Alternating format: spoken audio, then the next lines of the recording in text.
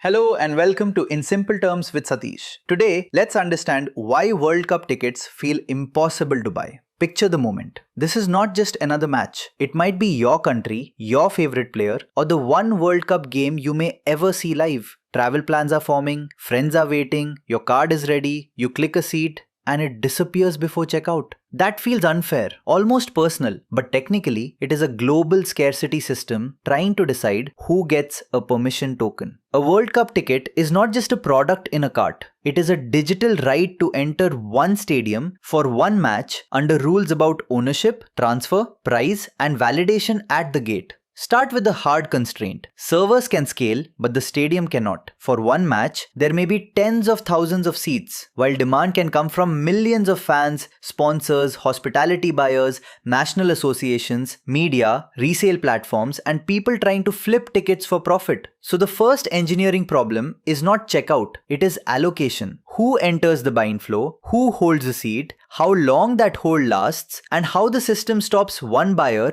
or bot network from grabbing more than the rules allow. So high demand sites use virtual waiting rooms. A waiting room is an admission control valve. It protects the real checkout system by controlling how many people enter at a time, estimating wait time, and remembering your place so a reload does not always throw you back to zero. That queue is partly about fairness, but it is also about survival. Behind it, the platform is checking identity, session cookies, device signals, rate limits, account history, and payment readiness. Because a ticket is a scarce digital asset, bots attack every weak point: account creation, speed, purchase limits, and resale pipelines. That is why ticketing systems use bot detection, captchas or alternatives, purchase limits, fraud scoring, and sometimes lotteries. The Bots Act in the United States exists because automated buying can undermine posted ticket limits and order rules. Now add the seat hold. When you click a seat, the system usually has to lock it temporarily. That hold cannot last forever because abandoned carts would freeze the whole stadium. So the platform is constantly releasing expired holds, confirming payments, rejecting risky transactions, and updating what every other fan sees. That is why a seat can look available, then vanish. You were not always robbed by another person. Sometimes you were looking at a live system catching up with its own rules. Then pricing and resale make the experience feel even stranger.